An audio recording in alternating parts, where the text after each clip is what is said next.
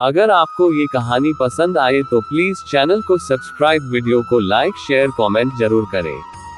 एक बार एक देवदूत पृथ्वी लोक के ऊपर से गुजर रहे थे, तो उन्होंने देखा कि एक घर के दरवाजे पर एक कन्या के विवाह के लिए 2 बारातें पधारी थी।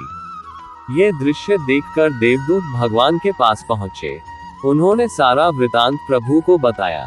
देवदूत पूछने लगे कि प्रभु, उस लड़की का विवाह किसके साथ होगा? भगवान कहने लगे कि विधि के विधान अनुसार तो माँ की पसंद के दूल्हे से होगा।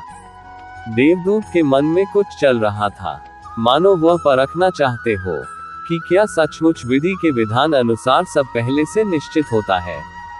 वह पुनः उसी स्थान पर पहुंचे जहां पर 2 बारातें आई थी। जिस दूल्हे को माँ ने पसंद किया था, उसको चुपचाप वहां से गायब कर दिया और दूर एक निर्जन स्थान पर ले जाकर छोड़ दिया। अब वह फिर से विवाह वाले घर पर पहुंच गए कि देखते हैं कि अब लड़की का विवाह किस दूल्हे से होता है। वहां पर सभी बाराती 56 भोग का आनंद ले रहे थे। ये देखकर देवदूत के मन में विचार आया कि वह दूल्हा बेचारा उस निर्जन स्थान पर क्या खाएगा।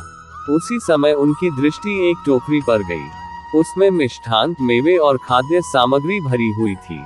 वह उस टोकरी को उठाकर उस दूल्हे के लिए ले गए।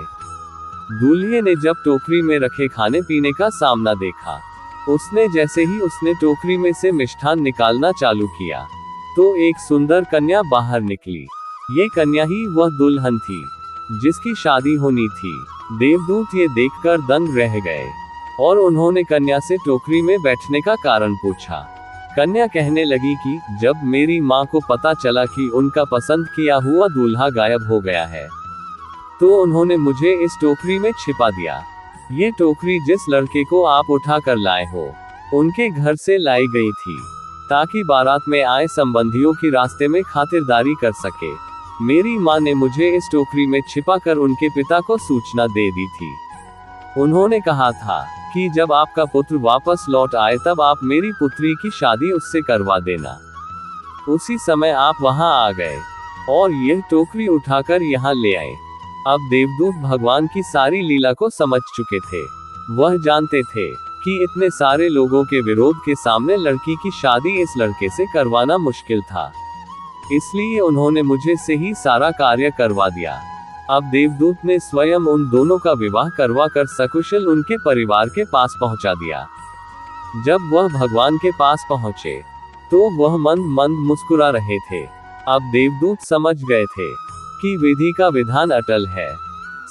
इस कहानी से सीख मिलती है कि होनी होकर ही रहती है।